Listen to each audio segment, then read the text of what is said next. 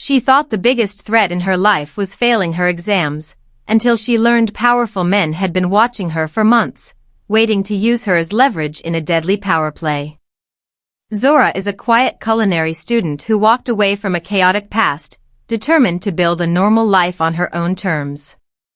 But when a ruthless betrayal puts her directly in the crosshairs of the underworld, survival forces her to accept help from the one man she should never trust, Dante Vallo, a calculated, dangerous boss who sees a strength in her no one else ever has. What begins as a moment of professional duty quickly becomes a collision between loyalty, love, and a war that could destroy the Vallo legacy forever. The blue neon light from the corner bodega flickered through Zora's thin curtains, casting jagged shadows across her small kitchen table. She sat in the silence of her studio apartment, her heart still hammering against her ribs like a trapped bird. On the table sat her anatomy textbook, but the words were a blur. All she could see was the cold, dark fury in Dante Vallo's eyes when she had dared to interrupt his mother's meal. A heavy, rhythmic knock vibrated through the wood of her front door. Zora froze. In this neighborhood, no one knocked like that at 11 at night unless they were looking for trouble, or they were the trouble.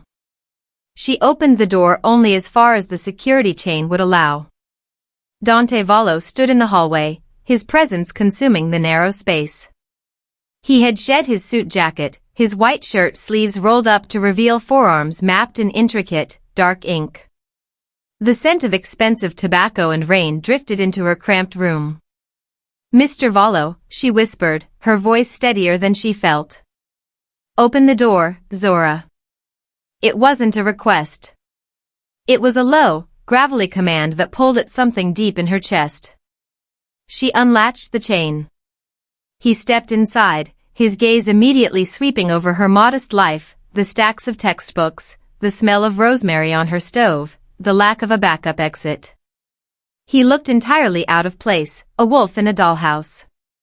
He stopped inches from her, forcing her to look up. "My mother is sleeping now," he began, his voice dropping an octave. "But my men, they are still shaking. Do you have any idea what happens to people who raise a hand to a Vallo? My captains don't even breathe without my permission. Yet you, a waitress who barely hits my shoulder, decided to stop the clock." "The kitchen ignored the ticket," Zora said, her chin lifting. "The sauce had walnut oil. If she had taken one bite, she wouldn't be sleeping. She'd be in the ICU. I wasn't being brave, Mr. Vallo. I was doing my job." Dante stepped closer, his shadow swallowing her. He reached out, not to strike, but to tuck a stray curl behind her ear. His fingers were calloused and unexpectedly warm. "Everyone else at Loro is paid to keep me happy. They were so afraid of my temper that they were willing to let my mother die just to avoid a scene. You were the only one who feared for her more than you feared me." He leaned down, his breath ghosting over her cheek. "I want to know why. Is it a hero complex, Zora? Or are you just as dangerous as I am?" "I'm just a student," she breathed, her pulse racing. "No," Dante countered, his eyes searching hers with a terrifying intensity. "You're a woman who sees what no one else sees. And in my world, that makes you a target." The following evening, Loro was closed to the public, draped in the heavy silence of a private Vallo engagement. The chandeliers cast a honeyed glow over the velvet drapes, but the atmosphere was thick with a tension that Zora could feel in her marrow. She moved through the dining room with practiced grace, her eyes occasionally darting to Dante. He sat at the head of the long table, a silent monolith of power, while his captains whispered over wine and bone-in ribeye. Donna Camilla sat to his right, her sharp eyes following Zora with a curious, knowing smile. "More sparkling water, Donna Camilla?" Zora asked, leaning in. Before the older woman could answer, the front windows, reinforced, expensive glass, shattered with the deafening roar of a sledgehammer. Time didn't slow down, it fractured. "Get down." Dante's voice thundered, slicing through the sudden chaos. 3 men in tactical gear and black balaclavas burst through the jagged remains of the storefront. They weren't looking for the till, their muzzles were leveled directly at the head of the table. The air exploded with the rhythmic thud-thud-thud of suppressed gunfire. Zora dove behind a marble serving station just as a line of bullets stitched a path through the mahogany sideboard where she had stood seconds before. Glass rained down like diamond dust. Through the gap in the woodwork, she saw it. The lead gunman paused, his mask slipping for a fraction of a second as he adjusted his sights. She locked eyes with a man she recognized, not a stranger, but a regular who had sat at the bar only a week ago, nursing a bourbon and watching the kitchen. Dante was a blur of lethal motion.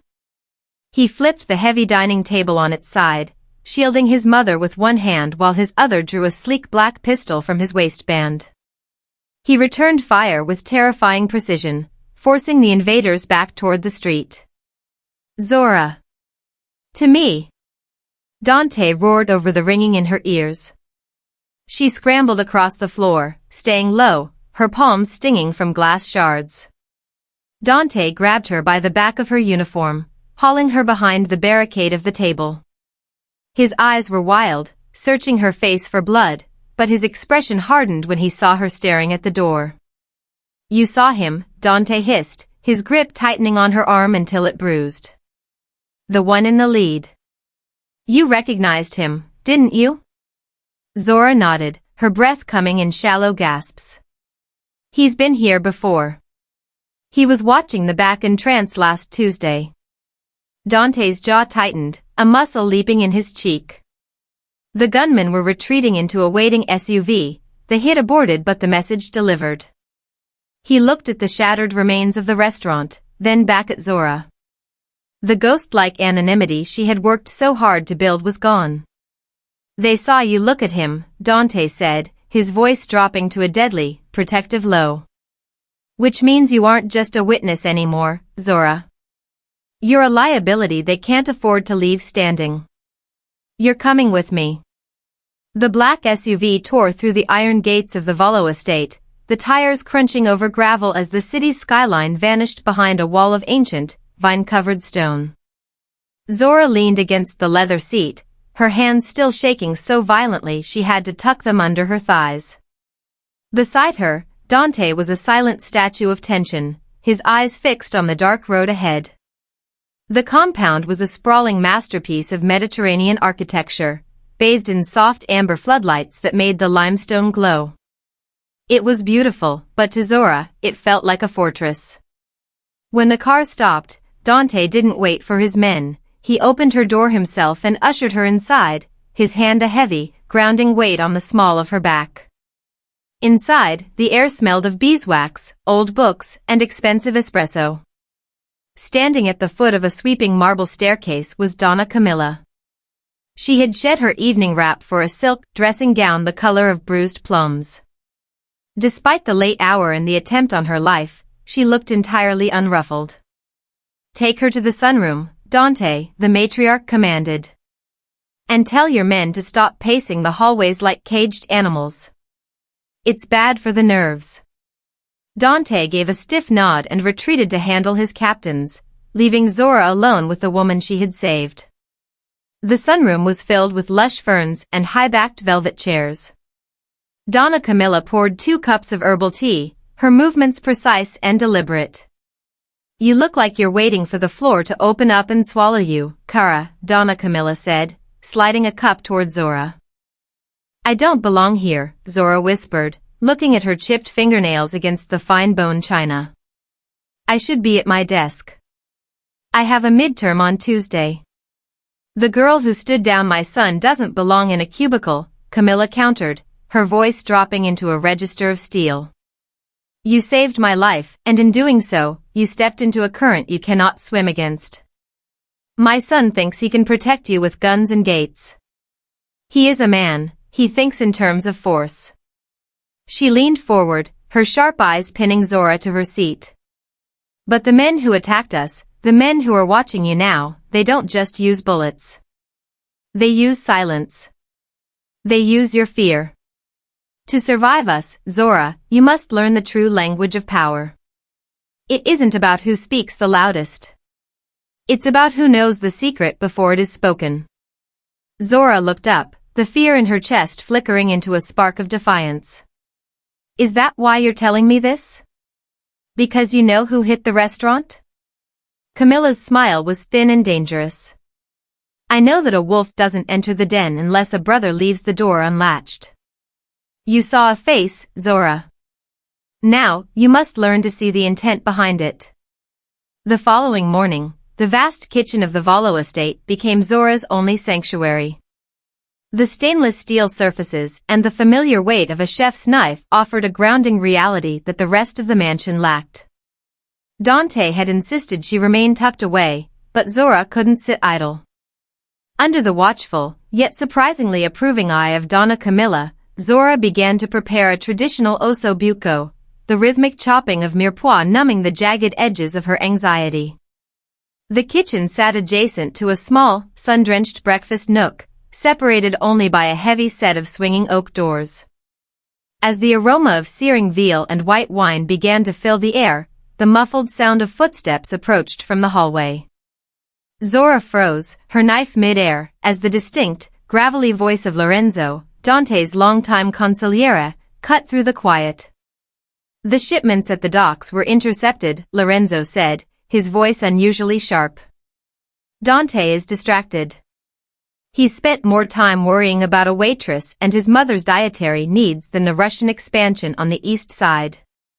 Zora stepped back, retreating into the shadows of the oversized industrial refrigerator. She held her breath, her heart hammering against her ribs. He's sentimental, another voice replied, a captain named Marco. It makes him weak. The hit at Loro was supposed to be the end of it. A minor setback, Lorenzo hissed. Zora could hear the clink of a lighter, the smell of a cheap cigar drifting through the vents. The board is reset. We moved during the charity gala. We'll be clearing the table entirely this time. No more matriarch, no more distractions. Once Dante is neutralized, the transition will be seamless. The others are already falling in line. The term sent a chill down Zora's spine. Clearing the table. In the culinary world, it meant the meal was over, the plates removed, the light extinguished. In Lorenzo's mouth, it sounded like a death sentence for the entire Vallo bloodline. And the girl? Marco asked. She's a ghost, Lorenzo dismissed. She'll go down with the house. Make sure the security feed in the north wing is looped by midnight. The footsteps receded, leaving Zora trembling in the sudden silence of the kitchen. She looked down at the veal simmering on the stove, a dish meant to nourish a family that was currently being measured for their coffins. She realized then that her invisibility was no longer a shield, it was her only weapon. She wasn't just a witness to a face anymore. She was the only one who knew the clock was ticking on a coup that would paint the city red. The sun had begun to dip behind the jagged tree line of the estate when Dante summoned Zora to his private study. The room was a tomb of dark mahogany and leather, smelling of old bourbon and the heavy weight of secrets. Dante stood by the window, his silhouette cutting a sharp, intimidating figure against the dying light. On his desk sat a row of manila folders, each containing the surveillance profiles of his highest-ranking captains. My mother tells me you've been quiet today, Dante said, not turning around. Even for you. Zora stepped into the room, the weight of the conversation she had overheard in the kitchen pressing down on her lungs. I was busy. The osso buco takes time. Dante turned then, his dark eyes tracking her with a predatory stillness. He gestured to the folders on the desk. I don't believe in coincidences, Zora. The gunmen at the restaurant knew exactly where we were sitting. They knew the security rotation. Someone in my inner circle opened the door. He walked toward her, stopping only when he was close enough for her to see the exhaustion etched into the corners of his eyes. You're an outsider. You don't owe these men anything, and they don't fear you because they think you're beneath their notice. Tell me who it is. Zora looked at the faces in the folders. There was Marco, the loud-mouthed enforcer, and Silas, the stoic driver. Then there was Lorenzo. His photo showed a man with a practiced, grandfatherly smile, the same man she had heard plotting to clear the table. She felt the snare tightening. If she pointed at Lorenzo, she was declaring war on the second most powerful man in the organization.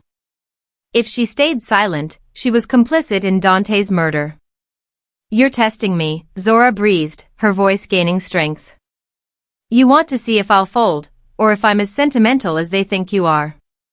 Dante's gaze sharpened. "What did you say?" "I heard them, Dante," she said, stepping toward him, refusing to blink. "In the kitchen. They think your protectiveness is a weakness. They think I'm just a ghost that will vanish when they burn the house down. Lorenzo isn't just a traitor, he's the architect. He's planning to move during the gala." The silence that followed was deafening. Dante's hand drifted to the desk, his knuckles white as he gripped the edge. He didn't look shocked, he looked like a man watching a prophecy fulfill itself. "Lorenzo has been at my father's side for 30 years, Dante whispered, more to himself than to her. "Then he's had 30 years to learn exactly where to twist the knife," Zora countered. "They think I'm a distraction. Let them keep thinking that. An invisible woman sees everything." Dante looked at her then, really looked at her, and for the first time, the heat in his eyes wasn't just protective, it was a recognition of an equal. He reached out, his thumb grazing her jawline. "Then we give them exactly what they expect. A distracted boss and a quiet waitress. Until the moment we don't." The following morning, the estate felt less like a sanctuary and more like a war room draped in velvet. While Dante coordinated with the few men he still trusted, Zora found herself back in the sunroom with Donna Camilla. The air was thick with the scent of lilies and the sharp, metallic tang of an impending storm. Between them lay an invitation to the Vallo Foundation Gala, a card of thick, cream-colored vellum that felt like a summons to an execution. "Lorenzo expects a massacre," Donna Camilla said, her voice as smooth and cold as polished marble. She was meticulously polishing a string of heirloom pearls, her movements rhythmic and hypnotic. "He thinks the gala is his stage, where he will play the grieving loyalist once the tragedy occurs. To stop him, we must change the script. We cannot simply accuse him, a man of his standing must be unmasked by his own hand." Zora watched the older woman, realizing that while Dante was the blade of the Vallo family, his mother was the mind that sharpened it. "He thinks I'm a ghost," Zora said, echoing Lorenzo's own words. "He won't expect me to be anywhere near that ballroom. He thinks I'll be hiding in the north wing, waiting for the security loop to close." "Exactly," Camilla replied, looking up with a predatory glint in her eyes. "You will not hide. You will be the centerpiece. Dante will present you as his guest, a public declaration of his weakness and distraction. It will provoke Lorenzo. It will make him arrogant. And an arrogant man is a loud man." The plan was a delicate dance of optics. Zora would carry a concealed transmitter, while Donna Camilla would orchestrate the seating to ensure Lorenzo was positioned near a silent, hidden microphone. The goal was to bait him into confirming the clearing of the table before the hit was scheduled to go live. Zora felt the weight of the risk. She was the tether, the bait meant to draw the shark into the shallows. "You're asking me to walk into a room full of people who want me dead," Zora whispered. "I am asking you to stand beside my son," Camilla corrected, reaching across the table to clasp Zora's hand. Her grip was surprisingly strong. "Lorenzo has spent decades studying men like Dante. He has no idea how to read a woman like you. Use that. Your composure is the one thing he cannot anticipate." Zora looked at the invitation. The invisible waitress was gone.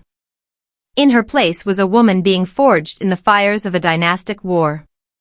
She nodded once, a silent vow. The art of the reveal wasn't just about showing the world who Lorenzo was, it was about Zora finally showing the Vallos who she had become. The transformation was complete when the silk hit her skin. The gown was the color of midnight, a deep, shimmering obsidian that draped over Zora's frame like liquid moonlight. Donna Camilla had provided the Vallo family diamonds, a constellation of cold fire around Zora's throat that felt more like armor than jewelry. As she stepped out of the black limousine at the steps of the Metropolitan Museum, the flashbulbs of the paparazzi exploded, 1,000 tiny lightnings documenting her arrival. Dante stepped out behind her, looking lethal in a custom tuxedo. He didn't offer his hand as a mere courtesy, he took hers with a possessive, iron grip and tucked it into the crook of his arm. "Breathe," he murmured, his head leaning down just enough for his lips to brush her ear. "You are the most dangerous person in this room because you are the only one they aren't looking for." As they entered the grand ballroom, the collective gasp of the city's elite was almost audible. The music seemed to falter. This was the Vallo Foundation Gala, the holiest night on the social calendar, and Dante Vallo had just walked in with an unknown black woman on his arm, draped in his family's heritage. The scandal rippled through the crowd like a stone dropped in a glass pond. Zora kept her chin high, her gaze fixed forward. She could feel the weight of 100 stares, the judgment of the old money donors, the confusion of the captains, and the cold, calculating glare of Lorenzo. The consigliere stood by the champagne tower, his glass frozen halfway to his lips. His face paled, then flushed with a suppressed rage that Zora could see from across the room. To him, her presence wasn't just an insult, it was a sign that Dante had truly lost his mind to infatuation. "Look at him," Zora whispered, her voice barely moving her lips as they glided onto the dance floor. "He looks like he's seeing a ghost." "He is," Dante replied, pulling her flush against him as the orchestra began a haunting waltz. "He's seeing the end of his world, he just doesn't know it yet." They moved with a grace Zora didn't know she possessed. Every turn, every dip was a calculated provocation. She watched Lorenzo through the gaps in the spinning couples. He was already beckoning Marco into a corner, his gestures frantic and sharp. The bait was taken.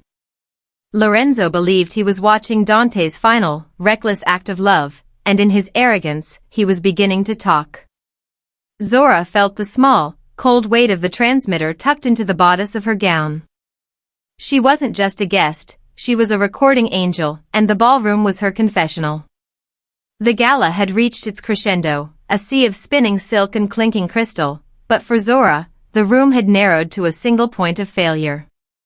While the orchestra played a soaring concerto, she tracked Lorenzo's movements with the precision of a predator. He was no longer drinking, he stood near the heavy velvet curtains of the service entrance, checking a gold pocket watch. Then, he did it, he signaled a waiter, not for a drink, but with a specific, sharp nod that mirrored the way he had once ordered the kitchen staff at Loro. Zora saw the waiter reach into a serving tray, his hand closing around the grip of a suppressed firearm hidden beneath a linen napkin. The security loop was about to close. "Dante," she breathed, her hand tightening on his shoulder as they turned in the waltz. "The service door. Now." She didn't wait for him to react. Zora knew she couldn't outrun a bullet, but she knew the physics of a ballroom. She broke away from Dante, her obsidian gown flowing behind her as she sprinted toward the long buffet table lined with grand flambe stations. The elite guests recoiled in shock as the guest of honor snatched a bottle of high-proof cognac from the bar. With the calculated focus of a master chef, she dashed the alcohol across a row of spirit burners under the silver chafing dishes. "Everyone out," she screamed, her voice cutting through the music. She tipped a massive copper pan of crepe Suzette directly into the open flame.